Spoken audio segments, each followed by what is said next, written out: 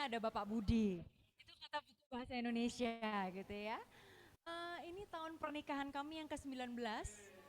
Jadi tahun ini anak 2, yang besar udah SMA 3, terus yang kedua kelas 7. Jadi year 12 sama year 7. Yang tadinya mau diajak yang besar, cuman gak bisa, tugasnya banyak, jadi ada online katanya, jadi nggak tahu apakah udah masuk atau belum, atau masih hehe nggak? Tadi kita masih hehe aku denger ya. Oke.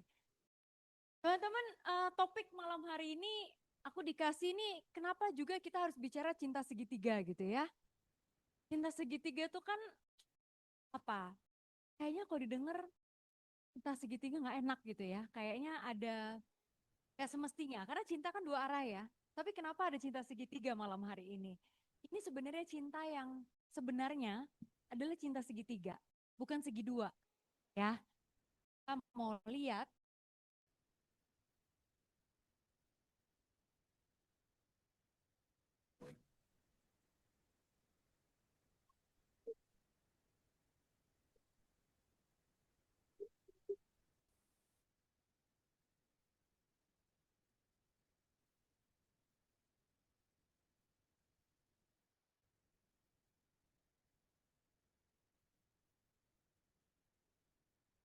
gitu kan, kita berhasil, kita pikir kita, ternyata bukan. Ya udah, sambil mereka, oke nggak apa-apa gitu dulu aja, karena memang ini per klik sih. Teman-teman ngomongin relationship goal, aku boleh tahu nggak siapa yang in a relationship, yang di tempat ini yang udah in a relationship, yang married, tangan 2 angkatnya. Karena aku dapat bocoran ada 2 yang udah kawin katanya ya, yang udah nikah. Putri sama Jessica ya? Kebalik, salah, bener kan? Oke, oke. Saya suka short term memory loss ya. Jangan dulu, dulu. Oh, kamu.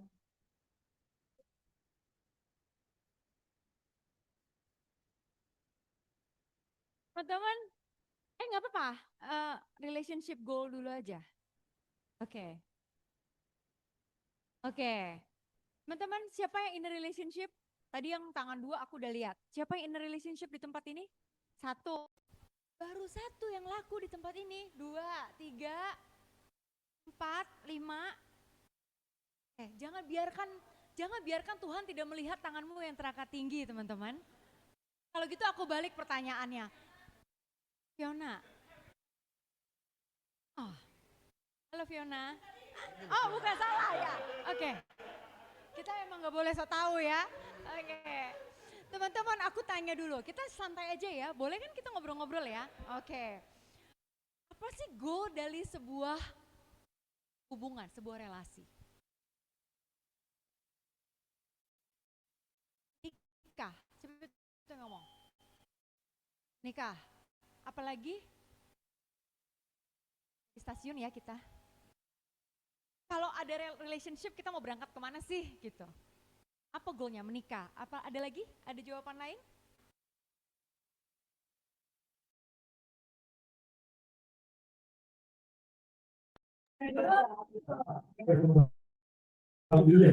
Iya. Ada lagi teman-teman? Apa goal dari sebuah relasi? Tiba-tiba. Komunikasi, oke. Oke. Apa ini? Goal komunikasi. Oke. Ada lagi? Oke. Ada lagi? Happy.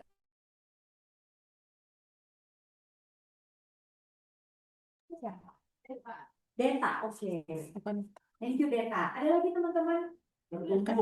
Bertumbuh, oke. Ke samping apa? Gini.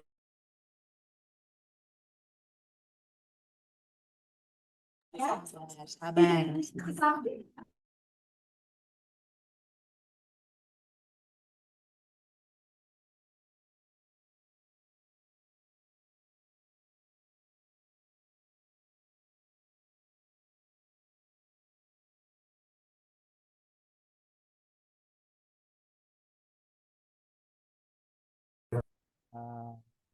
Untuk saling mengenal ya, saling mengenal Pede banget sama jawabannya ya Pak ya, Pak ya kan? Karena tadi saya udah ada pikiran gitu ya, tapi ketika ditunjuk gitu ya, diberikan jari jadi langsung drop semua aja. Lanjut dulu Ci, lanjut. Kan di dalam satu sebuah relasi, sadar atau enggak? Aku nggak tahu. Mungkin yang tadi nggak angkat tangan, kalian pernah mungkin punya satu relationship ya, pernah di dalam satu relasi. Sebenarnya tujuannya satu, boleh dibantu klik.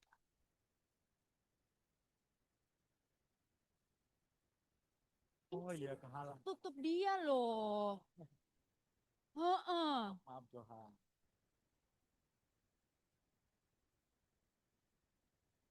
Oke, teman-teman di dalam sebuah relasi, ketika relasi itu dijalankan, kita itu akan kenal sebenarnya sama diri kita sendiri. Setuju nggak? Berapa banyak dari kita, ya udah anggaplah saya masih muda juga ya. Emang sudah tua Ci? Belum. Kita itu kadang kita nggak kenal diri kita. Padahal ketika kita mau punya relasi atau kita berdoa sama Tuhan minta pasangan, teman-teman penting untuk kita kenal siapa diri kita. Jadi kita tahu orang seperti apa yang kita perlukan untuk melengkapi kita. Gitu ya. Kalau kamu aja nggak tahu bahwa contoh, aku tuh orangnya panikan teman-teman. Panikan banget. Jadi apa yang aku perlukan adalah orang yang bisa tahu what to do. Aku tuh kalau udah panik, udah bingung, gimana terus. Aduh gimana ya gitu. Jadi aku perlu orang yang bisa menjawab gimana ini loh. Tapi apakah langsung tahu gitu, Tuhan, aku orangnya panikan nih, aku butuh cowok yang tenang. Teman-teman awalnya aku pun nggak tahu bahwa aku itu orangnya seperti itu. Tapi in a relationship, di dalam sebuah relasi, ternyata baru ketemu nih, ternyata gue panik banget ya. Lagi mau pergi ngedate, misalnya tiba-tiba mogok atau tiba-tiba apa, aduh mesti gimana nih. Gitu. Jadi di dalam relasi kita akan kenal siapa sih sebenarnya aku. Kok ternyata aku tersinggung ya waktu apa yang menyinggung aku biasanya? Gak ada sih.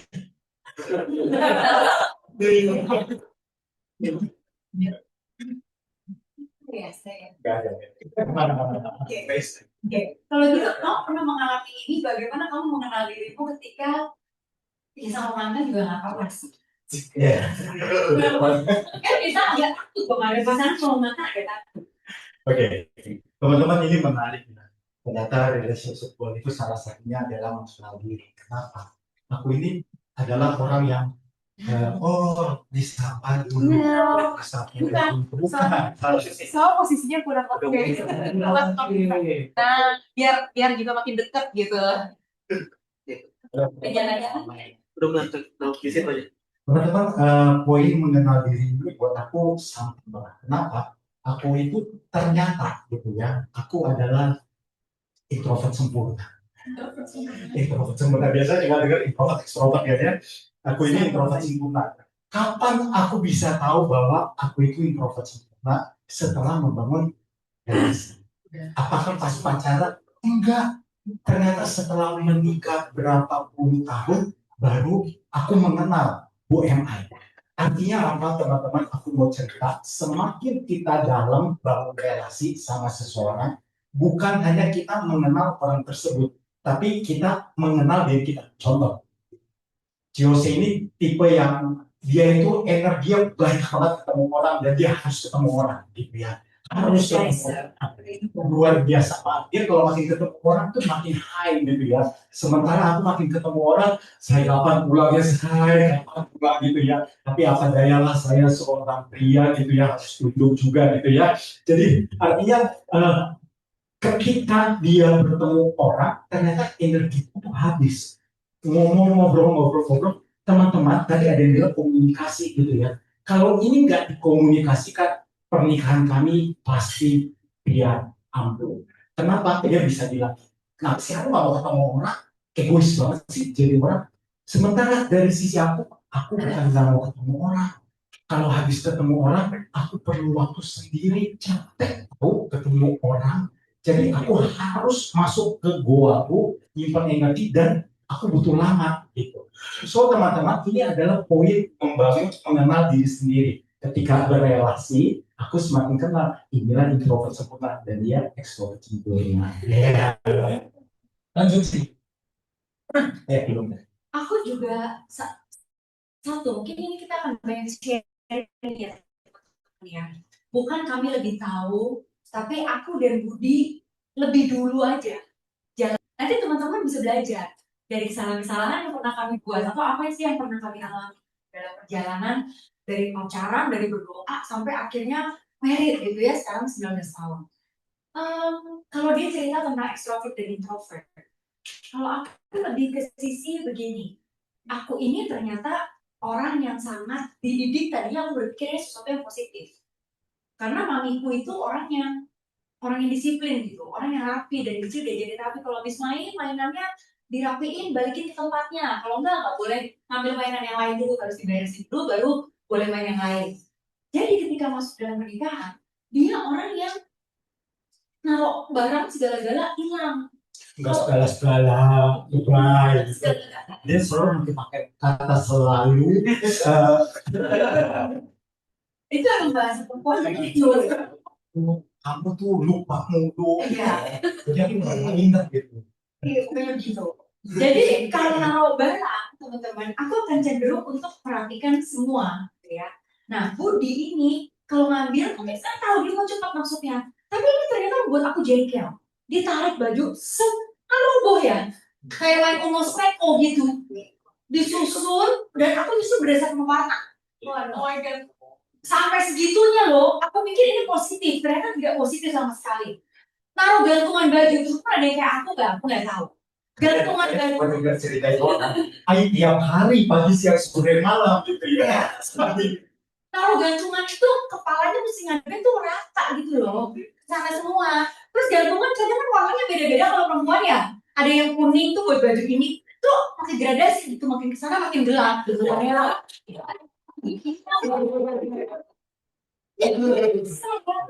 Begini juga nih, saya orang yang sangat fleksibel gitu, jadi kalau disuruh di sini aja gue lupa mau ngomong apa. Teman-teman ternyata ini membuat berantem. Sesuatu yang tadinya aku pikir positif, ternyata nggak positif. Setelah kami menikah, nggak positif. Aku orang yang dididik dengan satu koridor yang disiplin tadi mamiku ya. Kalau menikah sama dia, ketemu awalnya senang banget. Yang tidak mungkin dilakukan sama bapak ini mungkin. Kayak Tuhan Yesus ya, segala sesuatu mungkin bagi dia, kan? Tapi ternyata apa yang tadinya aku anggap aku suka, begitu udah pacaran, terus menikah, jadi bumerang dong. Dia yang tadinya sangat dinamis, naruh barang pun dinamis. Pulpen hilang di mana-mana, kunci mobil gitu misalnya ya. Dan apakah itu sebuah negatif? Enggak juga. Cuma beda aja. Teman-teman ternyata aku mengenal, oh aku nih orang yang sangat perlu begini ya, gitu. Dan semakin lama relasi ini dijalani, aku semakin tahu, oh ternyata aku terganggu kalau Budi ini misalnya aku udah atur, oh kok dia nggak follow keteraturan itu ya, sekaku itu, aku nggak pernah tahu kalau tadinya aku sekaku itu, karena aku berpikir aku fleksibel. Teman-teman bisa nangkep ya dari cerita introvert extrovert dia dan dari rapi dan lebih tidak rapi, lebih bukan rapi. Ya udah mau ngomong apa kayaknya udah rapi. Teman-teman tangkap poin ini ya. Jadi kita akan semakin mengenal diri kita ketika kita berelasi, pasti ya. Oke. Poin yang kedua, kita berelasi itu ternyata kita mengenal pasangan kita. Teman-teman pernikahan kita berapa tahun? 19. Pernikahan kita 19 tahun. Yang menarik adalah ternyata semakin lama pernikahan itu aku baru mengenal Yose.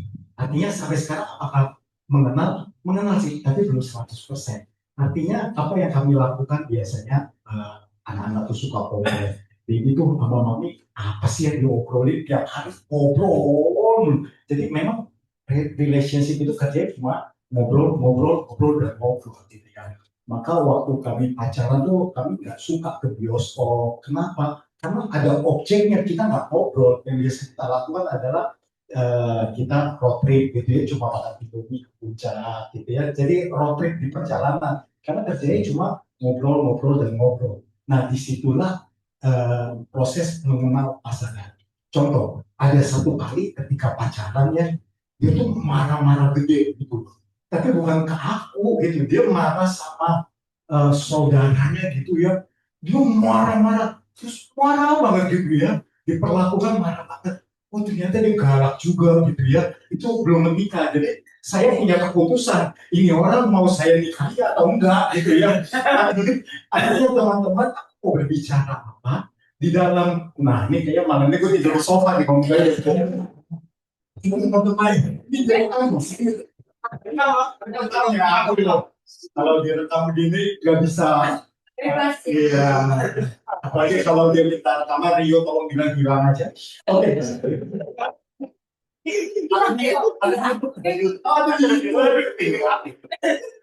Susah nih pewarnaan begini. Artinya teman-teman, proses mengenal itu buat aku menjadi satu asas dan dasar. Ketika aku kenal dia, aku ambil keputusan itu. Jadi ketika masuk pernikahan, aku udah gak beli kucing dalam karung gitu, bukan beli ya, maksudnya karakter itu aku sudah tahu. Ini gunanya mengenal pasangan. Tapi walaupun dia marah-marah, kita pakai hati. Gitu ya. Iya, satu peristiwa itu Udah aku teman-teman ya. belum minta kamu ngomong ya. Tapi inisiatif. Saat itu ada peristiwa ini sangat melukai aku sebetulnya. Ini yang bikin aku marah dan aku merasa bahwa gue udah gak tahan nih. Kamu orang yang you are the closest one, orang yang paling dekat sama aku dan aku bisa aku cerita. Tapi akhirnya meledak besar sekali. Habis meledak, si spontan yang baru mikir, ngantem deh gue. Ya udahlah kalau habis diputusin. Karena saya marah betul-betul marah yang saya pikir gila ya buas banget ya gue. Teman-teman tapi sebetulnya di satu sisi saya semakin mengenal bahwa senyaman apa sih aku sama dia. Kalau aku nggak nyaman, ini menjadi setelah aku marah itu dan aku berpikir putusin nggak ya gue gitu ya. Aku berpikir senyaman apa ya sebetulnya why aku bisa meledak itu di telepon ngomong sama dia. Terus ini menjadi satu data buat aku. Nggak ke semua orang loh, aku bisa meledak seperti ini. Dan dia tahu aku nggak marah sama dia. Tapi ini adalah parameter kenyamanan aku. Teman-teman tangkap bahwa aku tidak membenarkan marah-marahnya ya. Tapi kita bisa menjadi diri kita dan mengeluarkan apa yang ada di kita, mengenal emosiku, dan kemudian mengenal oh ternyata respon pasangan itu kayak gitu. Ya. Oke, ini relationship goal yang ketiga. Ini menarik banget nih teman-teman adalah mengetahui rencana Allah. Sebenarnya kan Allah tuh udah punya rencana gitu ya. Cuma kita belum tahu aja. Aku paling suka ini tadi keren banget tuh. Panen itu ternyata berlalaman Alkitab hari Senin gitu ya. Artinya teman-teman pasti di sini udah biasa kupas tentang Alkitab. Kalau teman-teman bilang di sini kan 2-3 orang berkumpul dalam nama Tuhan maka Tuhan hadir. Ternyata garing acaranya. Pertanyaanku, apakah Tuhan hadir? Ya hadir gitu ya. Cuma kita nggak merasa aja kehadiran Tuhan. Seperti dua murid Emmaus yang berjalan, Yesus kan juga ada. Apakah Yesus nggak ada? Ada. Hanya mata mereka tertutup. Maka di dalam relationship wanita dan pria, sebenarnya Yesusnya ada. Tetapi pilihan kita mau menutup mata, mau menyadari atau enggak. Kenapa? Kalau kita tahu secara iman kita bahwa Yesus hadir, maka rencana Tuhan itu bisa kita cari. Gitu. Apa waktu kami mau melangkah pernikahan, apa sih rencana Tuhan? Nggak tahu banget, teman, nggak tahu jelas banget. Tapi satu keyakinan bahwa oh kita mau menjalani pernikahan karena panggilan kita adalah menikah. Itu penting teman-teman. Kalau panggilannya bukan menikah lalu menikah gitu, wah itu menderita seumur hidup. Tapi kalau panggilannya dia rawat dia menikah itu juga menderita sebenarnya ada salah jalan apa Tuhan itu ada. Tapi poin yang mau aku sampaikan adalah ketika kita berdua berjalan, Tuhan mau buat apa? Apakah kami menyangka 19 tahun kami kerjanya seperti tukang pancing berdua aja begini mewartakan kabar baik Tuhan. Diundang kemana? Yuk kita kabarkan kebaikan Tuhan. Kita nggak pernah tahu, tapi kita terus mencari dari tahun ke tahun kita evaluasi. Apa yang sering kami lakukan berdua? Kami kalau anniversary itu kami berdua.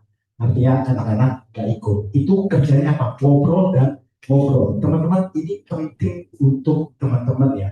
Anniversary itu for two. Nanti kita masuk dalam pernikahan kenapa? Pada akhirnya nanti kita juga berdua. Kita mulai berdua pada akhirnya berdua. Maka dari obrolan itu kita bisa menemukan apa yang Kalau mundur sedikit ya, tadi kami jadi mencari apa yang Tuhan rencana apa yang Tuhan mau dalam hidup kita. Itu nggak pernah berhenti. Sekarang kami pun masih mencari Tuhan mau apa ya. Kami bekerja, kami sebagai orang tua, kami percaya untuk melayani juga. Kami bertemu dengan mendampingi banyak anak muda dan pasutri muda. Oh iya, belum kenalan ya. Kami itu dari komunitas Mayo, Maria Yosef, komunitas pasutri mungkin 2 minggu yang lalu ya. Ko Andre dan Ciela datang ya. Itu kami satu komunitas dengan mereka. Jadi kami mendampingi begitu banyak pasutri muda dan anak muda. Kenapa ya? Tuhan punya rencana apa? Kami nggak tahu. Teman-teman, kalau ditarik mundur, kita bisa ketemu rencana Tuhan itu kadang putus tuh kan nggak enak ya. Betul ya? Ada yang pernah patah hati? Kamu yang sekian. Tapi dari kesalahan-kesalahan dan kegagalan yang pernah kita alami di dalam relasi-relasi kita dan di dalam perjalanan hidup kita, teman-teman di situ sebenarnya hidup itu tuh kayak maze. Tahu maze ya? Kita nggak bisa lihat, mentok lagi. Ke kiri, mentok lagi. Udah ke sana kayaknya bener, mentok lagi. Teman-teman, tapi Tuhan yang melihat hidup kita tuh dari atas. Dia yang tahu dan dia mengalahkan mana pintu yang dia tutup dan mana pintu yang dia buka. Teman-teman, kami menemukan rencana Tuhan dalam hidup kami. Itu butuh respon. Teman-teman, Tuhan itu kan kasih kita kehendak bebas. Ada satu, dia pernah gagal dalam relasi, saya pernah gagal dalam relasi. Maksudnya putus pacaran ya. Tapi itu mau ditanggapi seperti apa? Ternyata kalau dulu nggak gagal, saya nggak menikah sama orang ini. Kalau saya datang ke persekutuan doa di OMK, dulu MBK, dulu saya bertumbuh di MBK, itu kenapa? Karena saya putus pacaran.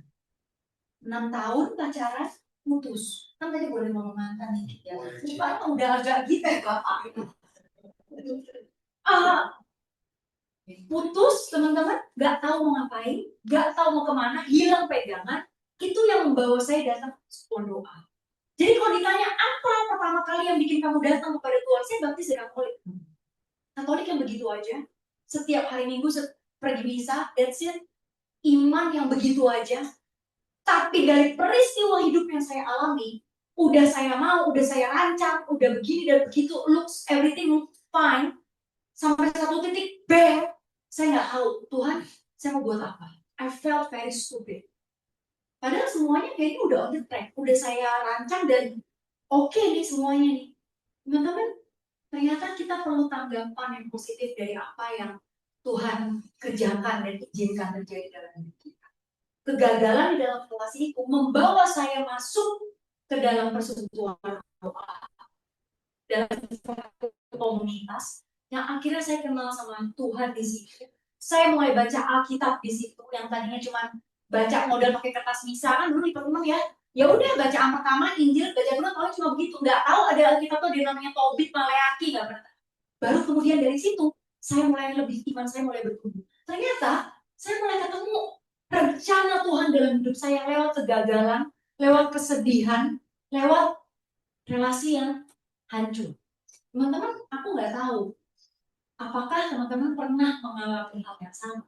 Lewat patah hati, lewat hal yang gak enak, Tuhan sedang mengarahkan kita ke jalan yang baik. Oke, teman-teman, sebelum ke slide berikutnya, apa kata gereja Katolik? Aku mau cerita tentang tadi rencana Tuhan.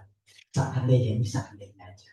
aku nggak menikah ya seandainya ini SP gitu ya, maka aku akan jadi orang yang sangat takut sekali. Aku ini sistem banget deh, anak binus, IT, aku sistem banget gitu. If ini then ini else ini gitu ya, if then else gitu ya. Kita mau istri yang model begini gitu ya. So apa yang mau aku ceritakan teman-teman? Ini hanya taruh musik dari else ya gitu. Gitu mengenai gitu itu sangat mampir gitu ya.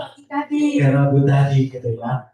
Kalau aku kan bahasanya kalau nggak gini sih tak error gitu ya. Jadi ada orang ya dia terus banyak anak bukti ya.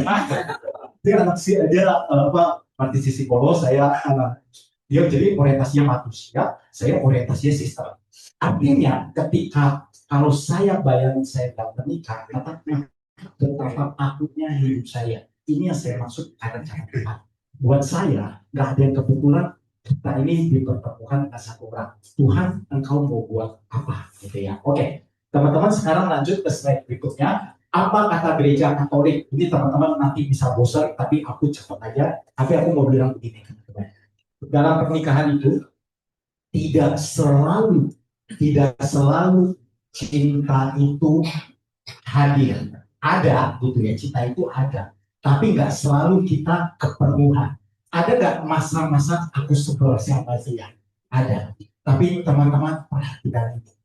Apa yang aku ucapkan di 27 Mei tahun 2007. Di hadapan Allah dan di atas video suci ini, saya Immanuel Budianto memilih kau Felicia Yose Ciptostino untuk menjadi istri saya. Saya berjanji untuk mengasihimu, mencintaimu, menghormatimu seumur hidupku, baik dalam suka dan duka, untung dan malang, sehat maupun sakit, dan membesarkan anak-anak yang Tuhan percayakan bagi saya. Teman-teman, ini janji 19 tahun yang lalu. Saya bukan baru apa, bukan. Tapi saya menghayati janji ini.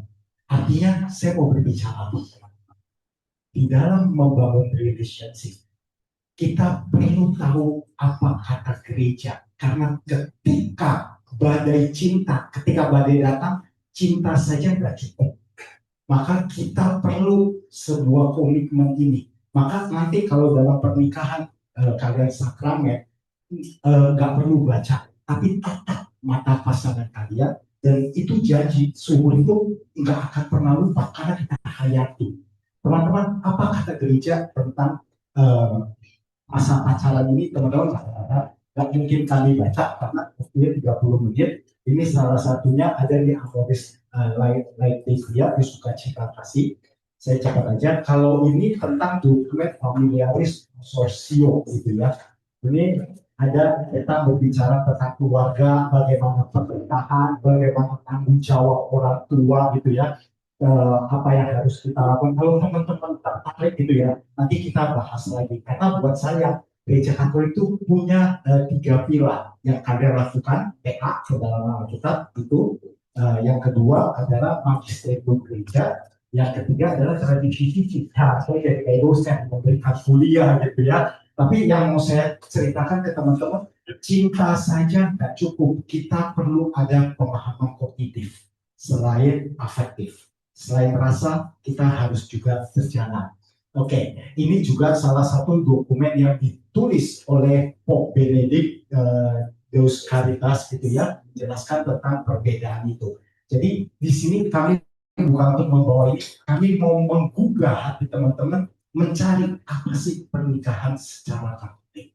Kenapa teman-teman kami menampilkan dokumen-dokumen ini? Ini menunjukkan bahwa masa pacaran ini sampai dimasukkan oleh gereja ke dalam 3 dokumen. Lebih 7 kalau nggak salah. Kami hanya mengambil ini 3. Deus Caritas S, Familiaris Consortio, satu lagi Amoris Laetitia. Ini menunjukkan bahwa gereja Katolik memberikan penekanan penting ke dalam masa pacaran. Jadi jangan bilang bahwa pacaran ya udahlah pacaran aja. No. Gereja menaruh perhatian besar terhadap masa pacaran. So it is something very serious yang gereja ambil. Yang kita sebagai anak muda, kita jalani masa pacaran ini. Ini adalah sebuah proses yang memang gereja tuh sampai memperhatikan seperti itu. Amoris Laetitia ini oleh Paus Fransiskus 2016. Eh, terus kemudian next slide. Familiaris Consortio itu John Paul II tahun 1981. Yang satu lagi Deus Caritas S itu Pope Benedict. 3 paus memberikan penekanan tentang pentingnya masa pacaran. Nanti kami akan share slide ini, boleh di-share, nanti teman-teman akan baca.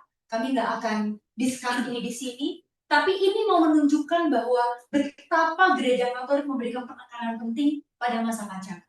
Why? Karena pernikahan adalah sesuatu yang sangat suci, sangat sakral dalam gereja Katolik. Jadi teman-teman, masa pacaran adalah masa kita memilih dan berproses. Siapa sih orang yang Tuhan berikan hidup sama kita untuk mencapai satu visi yang Tuhan mau dalam hidup kita. Teman-teman, kalau kamu ketemu dengan orang yang sama, kamu memilih pasangan hidup yang sama, setinggi apapun jabatanmu, sebanyak apapun uangmu, sekeren apapun popularitasmu, tapi kamu memilih orang yang salah, kamu gak akan happy. Kamu gak akan happy. Tapi Tuhan itu menghendaki manusia itu berpasangan karena dia mau kita bahagia. Dari asal mulanya Adam dan Hawa, dia mau manusia itu bahagia. Kenapa manusia gak bahagia? Kenapa pernikahan berantakan? Karena orang gak tahu dasarnya dalam memilih itu harus seperti apa. Seberapa penting gereja Katolik memberikan penekanan, pentingnya kita memilih orang yang tepat untuk kita. Banyak anak muda, banyak pasutri yang kami datangi akhirnya punya masalah karena mereka nggak punya mindset yang benar. Teman-teman, aku lanjut dengan slide ini, di slide terakhir, gitu ya. Apa yang dialami waktu pacaran itu mewakili waktu menikah. Teman-teman, kalau tahu teologi prefigurasi, ini sebenarnya juga valid buat di sini. Teori prefigurasi itu seperti ini loh, teman-teman. Yesus itu wafat di kayu salib dan kayu salib jadi kekuatan. Sebenarnya itu tidak ada ceritanya. Waktu Musa meninggikan tiang ular dan siapa yang terpatok dan memandang itu akan menjadi selamat. Maka kita yang terpatok oleh dosa memandang salib Yesus akan selamat. Jadi yang aku mau jelaskan adalah perjanjian baru itu bayangan dari perjanjian lama. Maka pernikahan kita bayangannya udah ada di dalam masa pacaran. Dalam masa pacaran itu kami beberapa kali menjadi saksi pernikahan dan juga mendampingi pasutri. Teman-teman, apa yang mau kami sampaikan adalah kami sebenarnya sudah terbayang ketika calon pasutri mempersiapkan pernikahan. Karakter seperti apa yang muncul, kira-kira nanti relasi sama calon mertua seperti apa, itu udah kebayang. Kami sudah melihat beberapa kali korelasinya. Artinya gini, ilmu ini bisa dipelajari. Apalagi aku yakin teman-teman ada yang mempelajari psikologi gitu ya. Jangan tutup mata di masa pacaran. Itu yang mau kami sampaikan. Karena jangan mendinai gitu. Itu bisa menjadi bayangan dari kehidupan pernikahan kalian. Gitu. Mungkin mau ditambahkan? Kadang karena kan kita bilang ya, love is blind. Kita udah tahu nih sebenarnya, oh ada something yang gak baik-baik aja. Tapi gak apa-apa lah. Aku percaya kok orang itu bisa berubah. Bisa, teman-teman? Enggak. Orang itu akan membawa karakternya. Betul dia bisa berubah. Tapi kalau masih pacaran aja dia tidak bisa menghargai kita, ini tidak hanya pria pada wanita ya. Sebaliknya wanita pada pria juga. Apalagi pria itu bahan bakarnya apa? Bahan bakar para pria-pria, teman-teman cowok di sini adalah respect. Makanya kalian harga dirinya tinggi sekali kan. Begitu merasa tersinggung tuh kayak langsung tensi 270 gitu. Tapi kalau perempuan, bahan bakar kita cewek-cewek di sini tuh adalah cinta. Kita perlu untuk dicintai, kita perlu disayang. Nah ini nih, karena kita merasa ada cowok yang sayang banget, bucin banget sama gue, oh keren banget, nggak apa-apa deh, dia nggak punya kerjaan, nggak apa-apa deh. Yang penting ini kebutuhan, betul-betul nggak gitu loh sebenarnya. Kita dapat bensin kita, tapi maksud Budi tadi adalah jangan tutup mata, kita mesti lihat, kita mesti bayangkan dulu waktu kami mau menikah, kami punya pendamping rohani. Kami cerita, datang ke pendamping kami ini. Kebetulan pendampingnya sama, gak janjian. Pendamping saya dia, pendamping Budi juga dia. Saya nggak tahu apa-apa. Oh, Kristia Hasni, kita teman-teman kenal. jauh di atas. Kami datang ke dia, saya cerita sama dia, saya panggil dia Cipet, namanya Cipet guys. Aku gini, gimana ya Ci, lanjut nggak? Bingung ya, perempuan galau ya, karena trauma di masa lalu. Salah kan, kan perempuan kalau udah jatuh cinta blow on, bener kan? Kita harus mengakui kita blow on kalau udah jatuh cinta, bener. Ya kalau nggak mungkin aku sendiri gitu ya. Karena kita kalau udah kita kan termehek-mehek dengan cinta itu teman. Satu jawaban dari Cici pendamping saya adalah bilang begini, Yose, satu hal yang kamu harus bayangkan. Apakah kamu yakin kamu bisa melalui hal-hal yang tidak enak, hal-hal yang sulit, hidup kamu sekalipun kamu nanti masuk hutan, kamu susah, kamu yakin nggak kamu bisa hidup sama orang? Pertanyaan itu saya renungkan dan saya bawa ke teman-teman. Penting untuk kita yakin. Kita merasa terlindungi nggak? Yakin nggak? Bisa, gitu ya. Jadi jangan tutup mata waktu kita masih pacaran. Love is not blind. The person is blind, gitu ya. Jadi nyala-nyalain love-nya, padahal enggak kok, gitu ya. Jadi apa yang teman-teman alami, apalagi kalau misalnya sampai yang ekstrim, kasus ekstrim, kekerasan, masih pacaran aja, udah biru-biru. Nikah, nggak janji deh teman-teman, nggak biru, ungu. Gitu kan? Karena memang itu adalah sebuah gambaran yang udah kelihatan. Gitu. Oke, teman-teman, ini kalimat yang menarik. Pacaran yang baik itu berpijak pada realitas. Jangan cari pasangan yang sempurna. Sempurna tidak sama dengan tidak berkualitas ya. Artinya harus berkualitas, tapi jangan cari yang sempurna karena yang sempurna hanya Tuhan Yesus. Kita itu nilainya 9, 8, yang 10 hanya Tuhan Yesus. Artinya aku mau berbicara begini. Dan jangan berusaha jadi orang yang sempurna bagi pasangan. Karena pada dasarnya kita nggak sempurna. Mau kayak apapun akan mentok. Kalau orang yang berusaha jadi orang baik dan sempurna, itu biasanya people pleaser. Suka nyenengin orang. Suka nyenengin orang, biasanya itu lukanya banyak, makan dalamnya tuh banyak banget. Artinya jangan berusaha jadi orang baik. Jangan. Tapi bagi pasanganmu, jadilah orang yang seotentik mungkin. Se-originality. Aslinya dirimu itu seperti apa. Maka ini yang disebut kesempurnaan.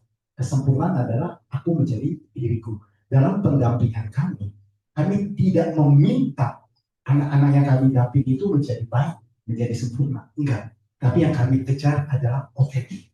Kamu bisa menjadi dirimu. Ini yang penting di dalam membangun relasi. Seberapa aku bisa jadi otentik. Capek ya, pernah dalam relasi kalian exhausted? Atau denger, atau lihat orang yang capek banget? Karena kita berusaha nggak menjadi diri kita sendiri kan? Untuk dicintai, kita harus nice. Untuk dicintai, kita harus ngerti dia. Kita terus begitu. Teman-teman, tadi dalam dokumen gereja itu dikatakan bahwa salah satunya adalah komunikasi yang kita membuka segala hal yang ada untuk masa pacaran. Jadi penting teman-teman, ketika nanti kalian punya relasi atau sekarang yang sedang punya relasi, selain buka mata lebar-lebar, buka topengmu. Tunjukin muka istrimu kayak apa. Marahlah ketika kamu marah. Bilanglah gak suka ketika kamu gak suka. You don't have to be nice. Ketika memang kamu gak nice, kamu gak baik-baik aja. Tapi kita bisa memilih ya caranya seperti apa. Itu penting. Gak artinya bisa meledak karu-karuan. No, tetap. Cuman di dalam, lihat yang terakhir. No. Komunikasi, pentingnya dialog yang jujur. Memang kamu tidak sempurna. Menekankan pentingnya dialog yang jujur tentang nilai-nilai harapan dan iman. Teman-teman, values itu penting banget. Values itu penting banget. Karena yang tadi kami sharing, waktu kami baru menikah, biasanya orang itu saling tertarik kalau nggak pernah tertarik dengan sifat yang sama. Putri sama Jessica sama suami Jessica dulu deh. Iya. Kamu bertolak belakang apa sama-sama gitu, Jess? Ada yang sama deh. Ada yang sama deh beda. Jess, kamu introvert atau extrovert? Ambivert. Kalau Coba Kimi, teman. kamu siapa yang lebih sering banyak ngomong, Jess? Kamu atau suami? Biasanya terkenal diri kayak banget sih. Tergantung konteksnya. Kalau rame-rame saya kalau lagi Kalau lagi bilang, oh jadi suami pun lebih introvert ya, lebih Iya. lebih. Oke, kamu lebih talkative. ya Siapa lebih komunikatif di antara kalian? dia ada sih. Oke, oke. Putri? Berapa tahun married, Jess? 2 tahun. Oke. Putri? Apa? Apa? Saya Iya, kamu sama suami apa ya? Yang introvert siapa, suami? Atau Putri? Dua-duanya tapi introvert. kayaknya dia lebih gampang ngomong. Mau Jessica lebih kenal, ini Ya kurang lebih mirip sih. mirip sama aku, sama dia. Enggak, maksudnya introvert extrovertnya levelnya sama lah. Biasa kalau harus cowok ini dia introvertnya.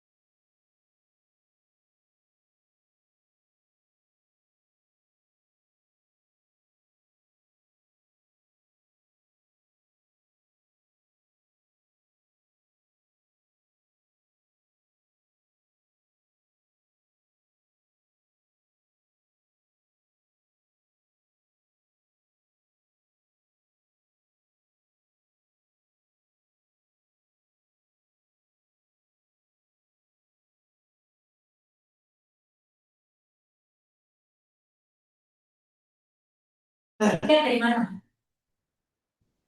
Ya kan? Jadi, Kamu itu happy gitu ya. Terus teman-teman aku itu bikin skripsi, lagi bikin skripsi kan, zaman kuliah ya. Ketinggalan, saya lagi pergi makan siang sama dia ke puncak. Kan tadi kita bilang itu suka jalan-jalan, ngobrol sepanjang jalan gitu kan, dan macet sekarang. Tiba-tiba sampai rumah saya baru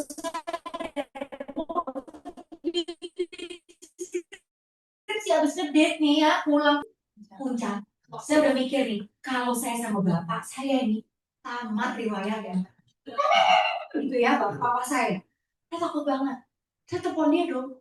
Kamu di mana sih? di sini karena yang itu bisa lihat kita. Oh ya udah, oke. Hai. Terus saya bilang sama dia, aduh gimana ya, charger aku ketinggalan ini sekarang baru ditinggal tiga bar lagi. Teman-teman waktu saya cerita sama dia, jawabannya out of the blue. Karena papa saya biasa marah kan, kalau saya begitu kan, ketinggalan gitu ya. Dia cuma ngomong gini, oh ya udah, nggak apa-apa. Yuk kita balik lagi kemana? Saya pikir kan beli charger baru, kan anak binus ya. Kan banyak kan beli charger gitu kan di toko komputer. Nggak apa-apa, kita naik aja balik aja lagi ke puncak. Iya nggak apa-apa. Lalu kok cepet? Teman-teman, saya tuh langsung, kalau bisa pakai icon zoom tuh ya, love. Ya kan? Nah, terus ternyata ya, apa yang aku suka dari dia, apa yang bikin aku jatuh cinta dari dia begitu udah berelasi, udah hidup bareng, udah menikah, itu jadi bumerang. Mau pergi, apalagi kalau udah punya anak ya, itu anak masih bayi ya kan, bawaannya kayak ke luar negeri kan, mau ke mall aja tuh bawaannya tuh kayak mau pergi retret 2 hari gitu kayaknya. Bapak ini karena saking dinamisnya, nggak pakai planning. Yuk, kita malam ini kita berangkat di Sukarote kan? Kita berangkat ke ke Bali. Terus gini, hah? Ke Bali? Lu udah apa? Terus gimana bawaan itu mikir, Papa kan langsung ya popok dan lain-lain. Dia langsung gini, oh nggak apa-apa saya, aku udah mikir. Nanti aku bikin kasur di dalam mobil. Dia siapin plastik trash bag, teman-teman. Itu lemari, nggak apa-apa popok, bawa aja semua. Saya gini, hah? Saya udah pikir, bahayanya hidup saya ini. Ternyata itu menjadi sesuatu yang bikin berantem. Udah planning rencana, besok kita mau kemana nih? Oh begini ya, kesini sini sini. Tiba-tiba dia ngomong, udah di mobil. Kita kesini aja yuk. Itu kita bisa berantem loh. Karena saya nggak happy. Dari malam udah prepare, mau kesini sini sini. Tiba-tiba rencananya diganti. Teman-teman nangkep maksud saya ya, bahwa ternyata apa yang kita sukai pun itu bisa jadi bumerang bikin kita berantem. Waktu kita sudah menikah, gitu. Jadi itu sebenarnya kita buka mata lebar, kita tuh ngomong apa kayaknya mikir ya, gitu ya. Jadi komunikasi teman-teman, kalau kita punya waktu untuk kita dalam relasi, bicaralah yang banyak, ngobrollah yang banyak, kenallah yang banyak, spend time waktu yang banyak, ya. Jadi karena memang itu adalah sebuah gambaran selain yang tadi itu. Apa yang kita alami waktu kita menikah adalah gambaran yang akan terjadi waktu kita pacaran, gambaran apa yang akan terjadi waktu kita menikah. Apakah sampai hari ini Budi masih sangat dinamis? Masih. Cuman mungkin karena udah 19 tahun bersama saya, dia sudah terbiasa jalan-jalan pakai itinerary. Dan saya juga sudah terbiasa itinerary saya tidak terwujud. Jadi tidak bikin tiba-tiba nggak ada kayaknya apa gitu ya. Udah biasa dari marah sampai udah nggak marah. Terima kasih ya. Iya, sama-sama. Oke teman-teman, waktunya agak banyak. Ya, aku mau beberapa slide yang menggambarkan. Ini aku dari slide ini aku mau cerita teman-teman ya. Ini nggak pernah aku cerita di tempat lain gitu ya. Tapi karena ini menjadi baru pertama kali aku ceritain. Teman-teman begini, ternyata aku baru disadari masa-masa ketika kami berteman gitu ya. Pernah aku mendekati dia, terus aku hilang dalam arti yang tadinya aku telepon tiap hari, aku SMS tiap hari, terus aku hilang. Ghosting. Berapa lama hilang? Ghosting kan? Iya, 2 bulan. Ini belum pacaran, belum pacaran. Jadi aku hilang. Ternyata ketika aku flashback sekarang, kenapa aku bisa lakukan itu? Itulah Budi yang super introvert. Jadi ketika sudah mulai mendekat, sinyal-sinyal cinta tuh nyata gitu ya. Dan ternyata aku takut jatuh cinta. Balik lagi ke poin yang pertama ya, dengan kita berrelasi, kita jadi kenal siapa diri kita. Ya kan munculnya macam-macam ya. Bisa melihat pengalaman orang tua atau kakak atau apa, sehingga punya trauma ini. Dan aku mulai mundur gitu ya, mundur. Dan ketika aku beres gitu, aku balik lagi, dia tetap terima apa yang mau aku ceritakan. Banyak orang yang mungkin nggak bisa terima, aku hilang. Ternyata sampai hari ini pun aku suka menghilang. Ketika aku udah dehidrasi, aku akan menghilang ke parkiran lah, kemana lah, aku akan hilang. Karena aku introvert sempurna gitu ya. Maka yang aku mau ceritakan ini adalah sebuah otentik yang bisa diterima oleh dia. Ini salah satu sinyal isi porsi 2. Ini penting teman-teman punya radar ini menangkap apakah dia memang radar, turn on your radar gitu ya. Jadi dalam memutuskan kenapa kami cerita ini, ujungnya apa sih yang sesi malam hari ini yang mau kita capai teman-teman. Teman-teman punya satu pertimbangan untuk ambil keputusan, aku mau berjalan sama dia. Udah melewati segala pertimbangan-pertimbangan. Otentik kalau di sisi aku yang tadi aku cerita, aku kan orang yang spontan kayak Sprite, tiba-tiba burst gitu ya. Aku ternyata aku bisa marah tanpa dia tinggalin aku gitu. Udah siap diputusin sebenarnya, benar-benar kata saya orang lebih dahsyat, belum pernah marah lagi kayak gitu kayaknya. Tapi dia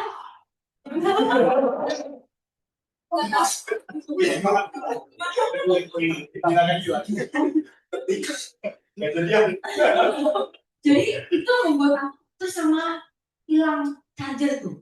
Kan aku spontan ya, jadi kalau udah ngobrol sama orang tuh bisa tinggalin semua barang. Dan dia nggak marah. Dia dengan sangat sigapnya memberikan solusi, yuk kita gini-gini aja.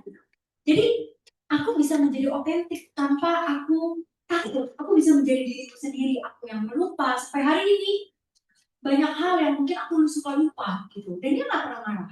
I can be authentic, teman-teman. Penerimaan itu penting. Jadi is he or she the one? Apakah dia bisa menerima aku yang adanya aku? Bukan artinya aku nggak mau berubah. Ada ya kata-kata kalimat yang ya emang gue orangnya gini, ya nggak gitu sebetulnya. Harus kita berubah menjadi baik. Tapi otentisitas kita yang sebenarnya kita tidak perlu menjadi orang lain untuk bisa diterima sama pasangan kita. Nangkep ya? Poin pertama, checklist yang pertama adalah kita bisa menjadi otentik. Oke. Terus bagaimana kita bisa menjadi orang yang lebih baik? Teman-teman, ini perlu dijawab pertanyaan-pertanyaan ini. Do you become a better person or not? Sama orang ini. Apakah aku yang tadinya dekat sama keluargaku, sekarang aku nggak dekat lagi sama keluarga? Aku yang tadinya punya ambisi baik untuk dalam pekerjaanku, sekarang karena saking bucinnya, aku jadi nggak punya lagi waktu banyak untuk bekerja dan melakukan pekerjaanku dengan baik. Aku yang tadinya lebih friendly sama teman-teman karena dia jealousan orangnya, aku jadi nggak temenan lagi sama teman-teman. Teman-teman ini mesti dipertanyakan. Do you become a better person or not? Pasangan yang Tuhan kasih sama kita adalah pasangan yang pasti menjadikan kita versi yang lebih baik. Bukan mundur, tapi akan maju. Itu pasti. Karena dari awal mulanya di kitab Kejadian, Tuhan melengkapi Hawa untuk Adam, itu adalah untuk membuat manusia bahagia. Taman Eden untuk membuat manusia bahagia. Kenapa sampai ada pernikahan? Gereja Katolik memberkati sakramen pernikahan supaya manusia bahagia. Jadi, dan better person ini penting teman-teman. Do you become a better person or not? Jujur sama dirimu, ya atau enggak? Ya, ditambah lagi. Teman-teman, ini penting bagaimana. Jadi kalau tadi ajarannya lupa gitu, nggak apa-apa. Tapi yang satu itu jangan lupa. Teman-teman, aku lagi studi. Kalau bisa aku tulis skripsi ini. Nah, kalau bisa, gitu ya. Tinggal 5 menit gitu ya. Tapi biarkan teman-teman ingat poin-poin. Aku tertarik banget gitu ya, meneliti bagaimana kehidupan pernikahan jika dimulai dari prianya dulu yang jatuh cinta sama si wanita. Perbandingannya dengan wanitanya yang nembak prianya. Bagaimanakah kehidupan pernikahan mereka? Semoga bisa jadi skripsi gitu ya. Tapi bukan itu yang mau saya sampaikan. Yang mau kami sampaikan adalah penting dalam relasi itu dia yang menembak wanita. Ini aku bukan berbicara acara kuno ya, tapi sebuah statistik yang kami perhatikan ketika ada kan beberapa pasutri datang ke kami dan curhat gitu ya. Kami akan cari aktornya, siapa yang nembak. Ini penting teman-teman. Kenapa? Tadi Ciose menjelaskan wanita itu misalnya dia nggak suka sama prianya, tapi prianya terus memberikan cinta, terus dilayani. Bahasa cintanya apa? Oh, bahasa cintanya act of service. Oh, bahasa cintanya physical touch. Terus diberikan cinta itu karena ini bahan bakar wanita, maka dia akan jatuh cinta. Perhatikan pria. Pria bahan bakarnya bukan cinta. Pria bahan bakarnya itu naiknya dikasih makan. Jadi si wanita yang berusaha cinta terus, kalau prianya gak suka, itu makin lama makin jijik.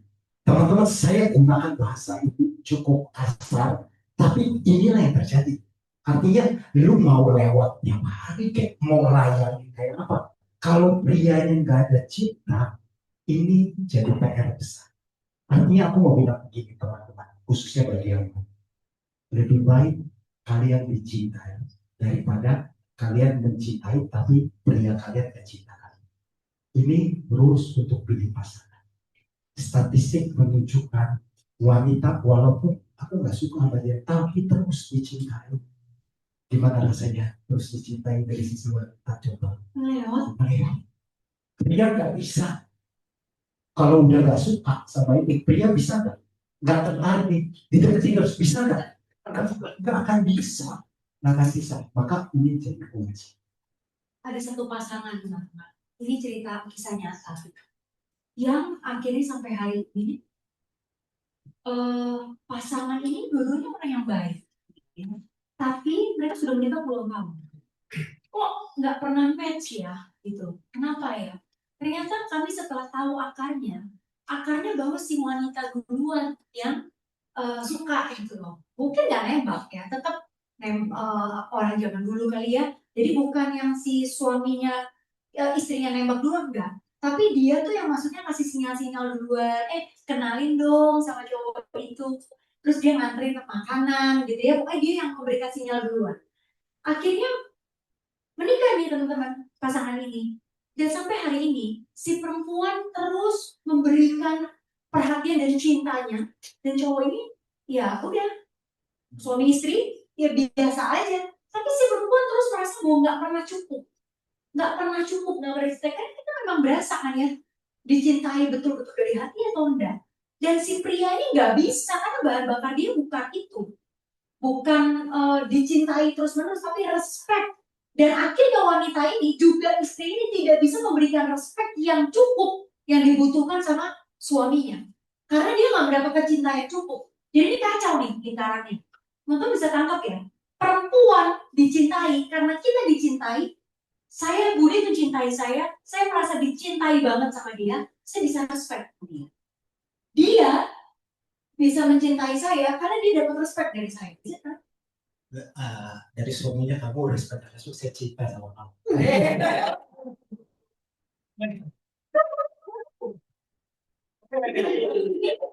Lanjut lagi kajian konsep.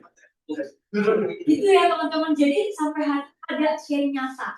Memang Pak Sutri yang seperti ini. Dan itu sedih banget gitu ya. Akarnya apa? Akarnya ini.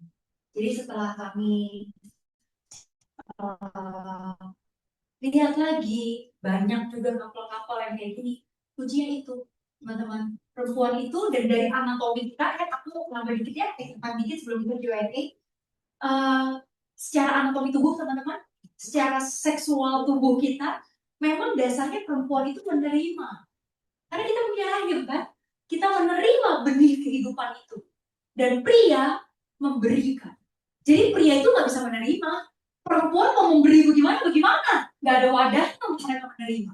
Jadi secara anatomi, Tuhan sudah menciptakan seperti itu. Diikuti secara spiritual dan juga emosional. Ya, jadi satu poin penting untuk kami sharekan untuk teman-teman bekal aja. Ya. Yang sumber banyak. Betul. Tapi mungkin sekitar 10 partai. Oke. Ya, teman-teman, kita tadi Budi bilang bahwa kita nggak bisa menjadi sempurna karena memang kita nggak sempurna, gitu ya. Pasangan kita juga nggak sempurna. Jadi kita adalah dua orang tidak sempurna yang menikah. Apakah saya punya luka? Banyak. Apakah latar belakang keluarga saya baik-baik saja? Pasti tidak. Pasti no family is perfect kan ya. Budi juga, dia nggak bebas dari luka, dan dia nggak bebas dari latar belakang yang baik-baik aja, yang tidak baik. Dia juga punya latar belakang yang tidak baik-baik seperti saya. Teman-teman bisa kebayang, dua orang yang terluka menikah, itu sharing luka nggak? Kita akan saling menularkan. Misalnya, orang yang tidak mendapat perhatian cukup dari orang tuanya, dia akan menuntut pasangannya secara tidak sadar untuk memperhatikan dia. Jadi ini tarik-menarik nih. Ibarat kanebo, diperes, terus ditarik, disedot, terus kering gak kanebonya. Rontok kan. Teman-teman, ini yang terjadi kalau kita tidak punya Tuhan di dalam pernikahan, di dalam relasi kita. Teman-teman, jangan mikir bahwa masih pacaran, gak usah pakai Tuhan. Percaya deh sama kami. Kalau dari masih pacaran aja teman-teman, Tuhan udah gak dihadirkan, maka ketika teman-teman menikah, Tuhan juga gak akan bisa. Tapi kalau dari awal, teman-teman minta, saya ini kan produk luka hati ya, produk patah hati. Jadi akhirnya saya minta sama Tuhan, dia ini pacar saya yang ke-6. 5 kali patah hati, patah hati 5 kali itu gak gampang. Tapi akhirnya membuat saya punya checklist kayak shopping list. Saya bilang sama Tuhan, Tuhan, aku tahu nih ternyata aku nggak cocok sama orang yang ini. Aku mau sama cowok yang ini. Tapi aku nggak tahu Tuhan ini bener apa enggak. List yang saya tulis teman-teman, saya taruh di altar doa saya di kamar. Teman-teman kalau bisa punyalah altar doa di kamar. Jadi kalau kamu sedih, kamu tuh kan punya tempat untuk kamu berdoa. Saya punya altar doa, itu saya taruh, saya selipin di bawah salib. Tuhan, ini kepengenan saya. Tapi saya tuh takut kecewa loh. Jadi kalau memang ada yang kurang, saya taruh pensil juga. Tuhan tulis ya, yang kurang yang saya belum tulis. Kalau ada yang kelebihan yang harusnya saya nggak tulis, Tuhan feedback aja deh. Teman-teman, akhirnya kita tuh akan melibatkan Tuhan di dalam segala hal. Teman-teman, kalau Tuhan nggak kamu libatkan dalam ketika kamu memilih pasangan, maka ketika pasangan itu ada, Tuhan juga otomatis nggak ada di sana. Jadi Tuhan, aku, dan dia.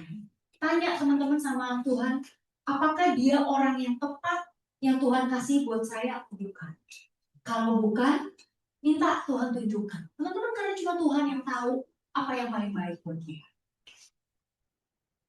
Oke. Teman-teman, ini setelah ini Q&A ya? Atau pulang? Q&A dulu, berapa lama? Q&A.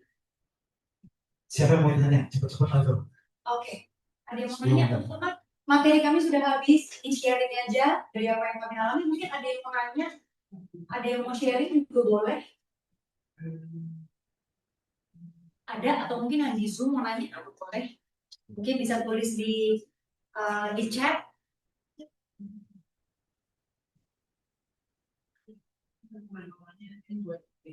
Silahkan yang mau bertanya. Ada yang mau nanya teman-teman? Atau mungkin mau nanya dari sharing kami, boleh juga. Atau apa, teman-teman mungkin bingung atau lagi galau. Bentar ya, Ci. Iya, nggak apa-apa. Cukup bisa dimengertikan materinya malam ini? Bisa ya. Oke, Aku mau nanya buat Cik Feli, kan katanya kalau begini suka kan nggak dipanggil Feli? Bener sih nama aku Felicia. Penting. kalau begini suka ini ya introvert karena terus pernah ghosting itu double. Itu tuh emang karena introvert atau avoidant gitu? Oh, jadi kamu nanya sama aku atau sama dia? Rasa ini dong.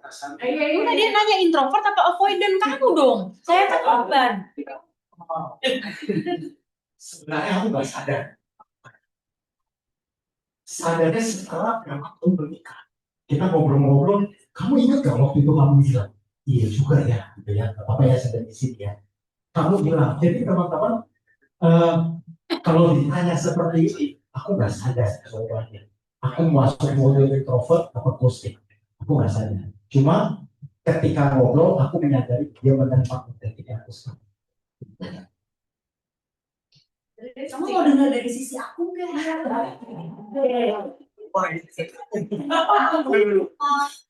Oke aja gitu. Ini berhubungan dengan doa yang tadi aku bawa teman-teman. Jadi waktu kami tuh berteman cukup lama ya, deketnya tuh setahun. Bukan HTS tapi ya, benar-benar berteman dan dekat, saling mengenal. Lama-lama mulai nyadari jatuh cinta itu. Terus aku mulai punya list kan, aku doakan. Waktu dia hilang, buat aku, jangan-jangan ini tanda dari Tuhan ya, bahwa bukan orang ini. Karena aku takut ya, aku bilang sama Tuhan, kalau memang dia orangnya, Tuhan tolong ya, kasih aku jangan takut. Karena aku takut banget loh untuk punya relasi lagi, aku takut banget Tuhan. Tapi kalau memang dia orangnya, ya Tuhan tunjukin. Tapi kalau bukan, Tuhan punya cara untuk menjauhkan aku dari dia. Itu yang aku doakan. Jadi waktu dia hilang, sedih nggak? Sedih. Tapi aku nggak cari dia. Sama sekali aku nggak cari dia. Karena aku berpikir, memang kalau memang jodoh dan kamu Tuhan kasih buat aku, you will come in a way. Tanpa aku perlu cari dia. Jadi itu buat aku itu kayak salah satu jawaban dari apa yang aku doakan. Kamu namanya siapa tadi? Valen. Ah, gitu Len. Jadi satu respon ya aku ikuti. Jadi waktu dia datang lagi, aku juga doa lagi. Tuhan kenapa ini orang nongol lagi? Mau maksudnya apa? Gitu. Jadi Tuhan dilibatkan itu Len yang bikin bisa accept. Pertanyaan kedua. Katanya tadi mau nanya lagi. Kenapa mau nerima lagi? Biasa kalau susah banget buat. Oh iya. Mungkin ya teman-teman, kalau aku nggak bawa di dalam doa, mungkin aku sakit hati lagi. Mungkin aku merasa si cowok sama ada cowok ya kan, lihat nih gitu. Tapi karena aku bawa di dalam doa, aku rasa Tuhan juga menjaga hatiku ya Pak. Kalau nggak kami nggak menikah gitu. Dan waktu dia datang lagi dan dia sorry ya aku hilang. Aku kayak oh ya udah, kan memang kita belum ada apa-apa tuh. So nggak apa-apa juga lu hilang. Gitu kan. Sebenarnya nggak ada hitam di atas putih teman-teman, karena belum nembak, belum ada kenyataan apa-apa gitu. Tapi Tuhan menjaga hatiku. Saya percaya karena kuasa juga.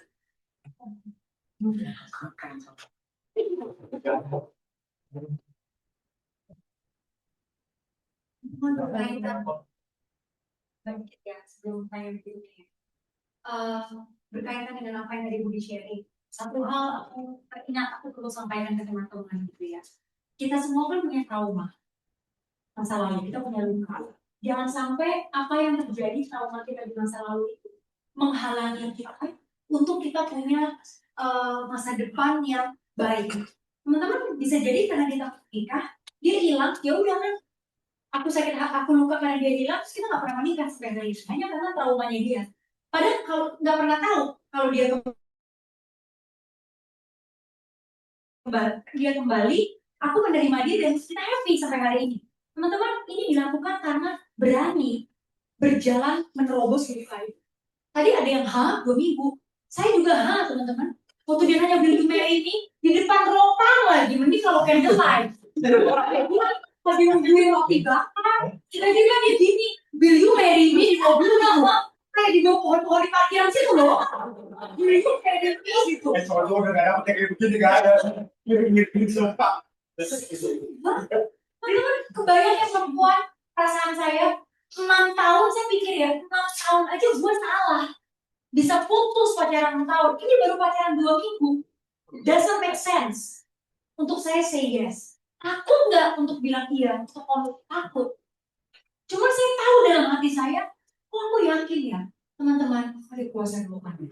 Karena kami berdoa dalam proses itu. Kalau nggak ada doa, mungkin berantakan nih. Mungkin ya kita nggak akan happy lah ya kalau kita bersama dengan orang yang memang juga Tuhan tetapkan untuk kita. Jadi that's what happened. Ada pertanyaan dari online. Online, oke. Ditanya ketika memasuki masa berpacaran, bagaimana sih cara melibatkan Tuhan di dalam hubungan dan perjalanan? Cara melibatkan Tuhan. Mungkin nanti satu-satu kali ya, karena kan pribadi.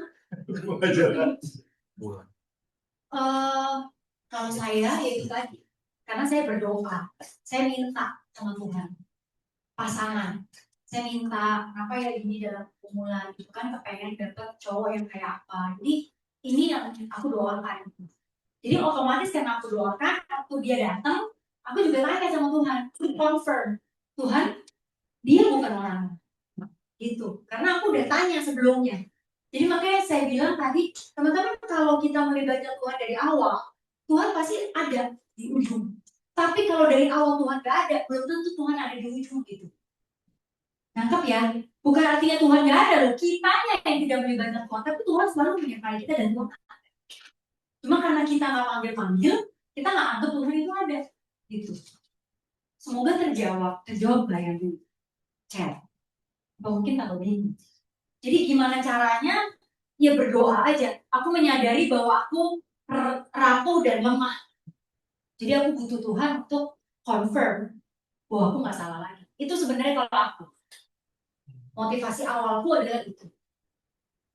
Untuk confirm aku nggak salah, aku takut salah trauma aku. Jadi Tuhan bekerja lewat trauma aku. Gitu. Udah. Jadi aku ini jawaban Tuhan. Ada lagi kan? Oh, jawaban dari aku. Nunggu jawaban aja sih. Itu bagaimana? Kan udah ya Jawaban. Oh, jawaban doa dong.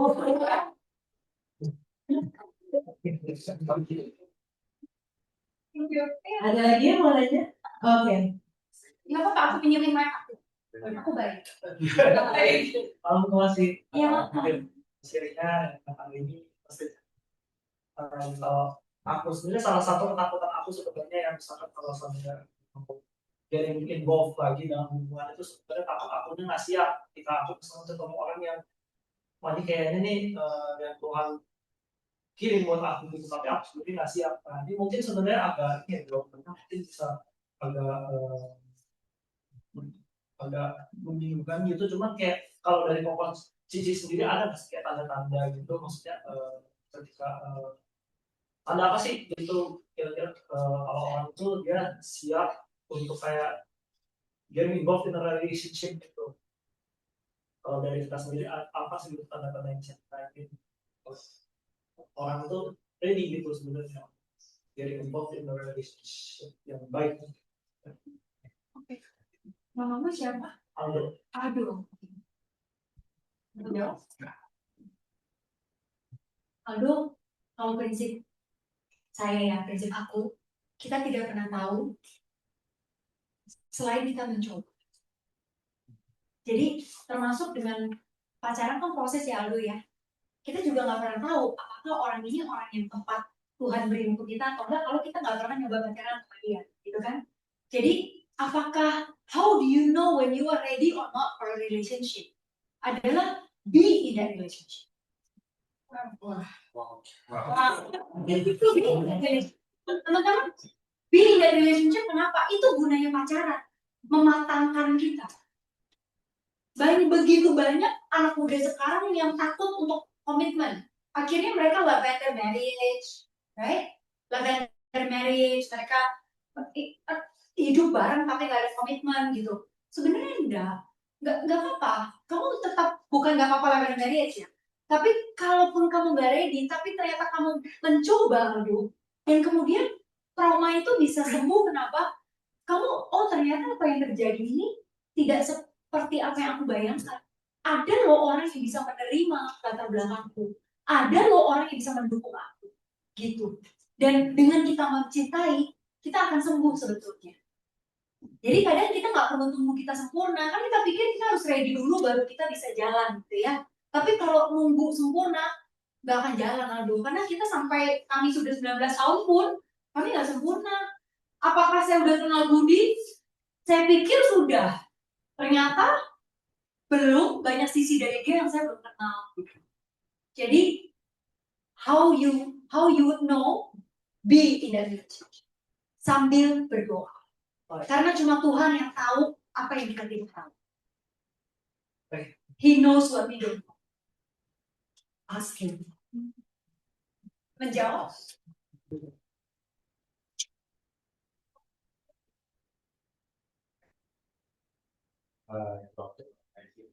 Oke.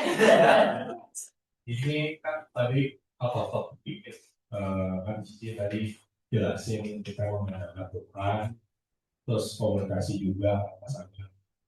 Sebenarnya beberapa banyak masalah dari temanku, terutama saudaraku juga.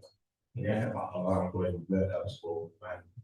Apakah faktor orang tua itu setuju atau gimana masalah satu dan lain hal? Apakah itu perlu kita hirauin? Apakah kita tetap bermain dengan Tuhan? Thank you. Jawabannya sangat perlu. Karena kami kenal beberapa pasang yang pernikahannya tidak direstui orang tuanya. Awalnya cuma anaknya tetap maksa nikah. dan mereka tidak baik. Jadi restu orang tua adalah Tuhan. Jadi kalau Tuhan tidak pernah memberikan sesuatu yang tidak baik gitu kan ya. Jadi kalau memang orang tua tidak merestui, doakan jangan melangkah sampai restu itu kalian dapat. Karena Tuhan juga bekerja lewat orang tua kita. Orang tua itu wakil Tuhan di dunia ini. Jadi sangat perlu coba. Karena nggak satu nggak dua pasangan.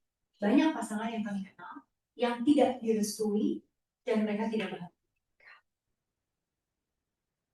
Pendek kan ya?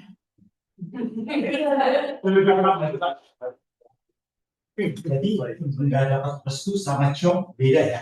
Nggak apa Ciong sama calon mertua asal dapat restu dia. Paham ya teman-teman ya? Nggak cocok nih mertuaku begini. Tapi dapetin restunya itu enough, itu cukup. Paham ya? Nggak perlu semua baik-baik ya.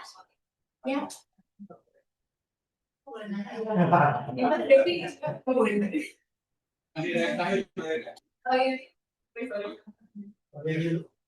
Terakhir ya. Ya, boleh. Tadi kan Cici ada jawab pertanyaan aku being in a relationship kan. Tapi menurut Cici itu kayak kita harus financially ready dulu atau main langsung pacaran aja atau langsung gas siapin nikah without mikir gitu financially-nya gimana? Menurut Cici apa porsinya atau importance-nya gimana? Oke.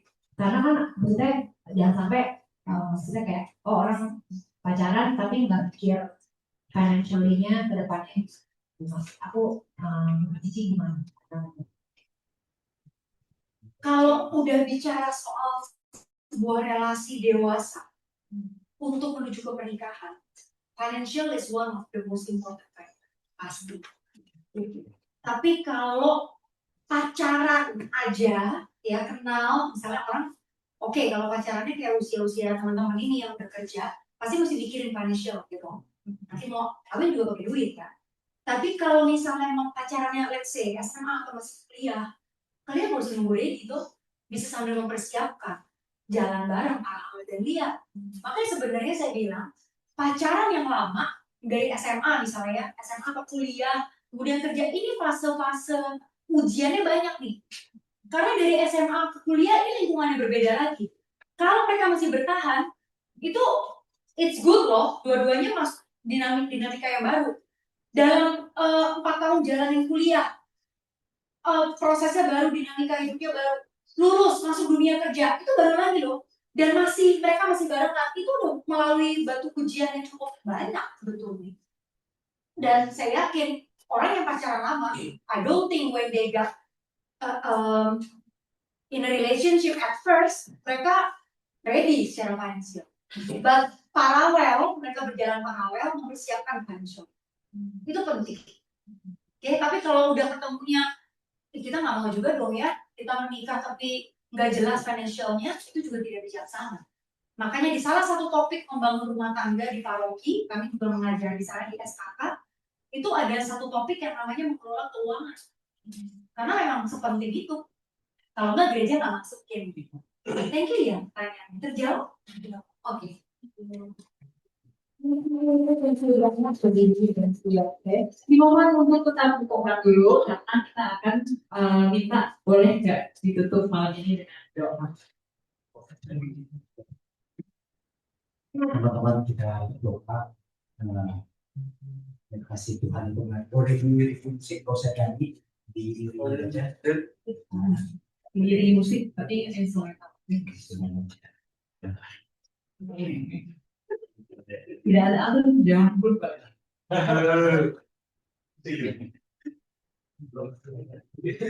Teman-teman seperti yang dikatakan tadi, apapun hati kita, Yesus itu ada. Maka dengan imam ini kita mau berdoa, kita mau tuju hati kita kepada Dia. Bapa di dalam surga,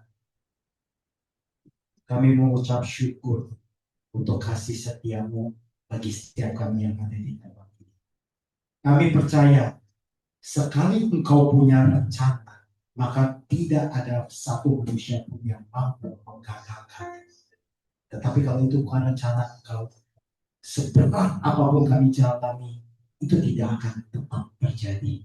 Maka biarlah malam hari ini Engkau boleh curahkan rahmat-Mu bagi kami, untuk kami boleh menangkap rencana-Mu di dalam hidup kami, terutama untuk setiap pribadi-pribadi yang hadir di tempat ini. Curahkan rahmat-Mu, curahkan kasih-Mu, nyalakan radar mereka di dalam Engkau. Yesus, saya dengan Yose yang bergandengan tangan di depan ini, dengan sakramen perkawinan kami berdoa bagi teman-teman yang ada di tempat ini, pria dan wanita, yang single maupun yang sudah menikah. Biar kuasa-Mu boleh mengalir dari tata yang maha tinggi bagi mereka, mengalir kasih kuasa untuk setiap pergumulan mereka. Apapun yang mereka alami, kami percaya tidak akan melampaui kekuatan kami. Dan pada saat kami dicobai, Engkau yang akan menunjukkan jalan keluarnya. Kami mau datang di hadapan Yesus. Bunda Maria, kami juga mengundang Kau hadir di dalam kehidupan kami. Anak-anak-Mu, Bunda, Kau pandang mereka. Mereka yang saat ini berdiri di bawah kaki.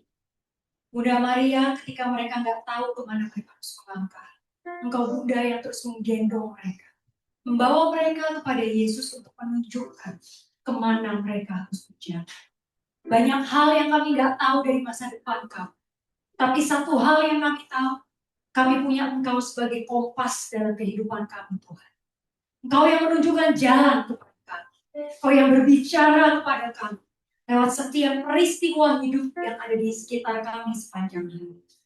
Tuhan, hidupkan roh kami untuk kami boleh menangkap setiap pesan-Mu, setiap perkataan, setiap kehendak dalam kehidupan kami. Terima kasih Allah Bapa Roh Kudus, malam hari ini kami sudah selesai, tapi kami percaya kuasa Roh Kudus tidak pernah selesai di hidup kami. Oleh sebab itu, kami mau pulang dengan damai sejahtera. Kemuliaan kepada Bapa Kudus, sesuatu